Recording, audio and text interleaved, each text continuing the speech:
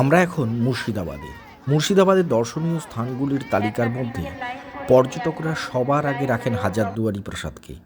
এই দুর্গপ্রাসাদ যেখানে অবস্থিত সেই পুরো চত্বরকে বলা হয় নিজামত কিলা। ইমামবাড়া, ঘড়িঘর, মদিনা মসজিদ, চক মসজিদের মতো বেশ কিছু স্থাপত্য রয়েছে কিলা নিজামত এলাকায়। অনেকে মনে করেন হাজারদুয়ারি প্রাসাদ নির্মাণ করেছিলেন নবাব সিরাজউদ্দৌলা, কিন্তু এটি একেবারেই ভুল ধারণা। সিরাজের প্রাসাদ ছিল হীরাঝিল, এখন তা ভাগীরথীর গর্ভে বিলীন হয়ে গেছে। নবাব নাজিম হুমায়ুন যা তৈরি করেছিলেন হাজারদুয়ারি, 1829 সালে এই প্রাসাদের ভিত্তিপ্রস্তর স্থাপন করেন। গোটা স্থাপত্যের রূপকার ছিলেন ডানকন ম্যাকলিওড।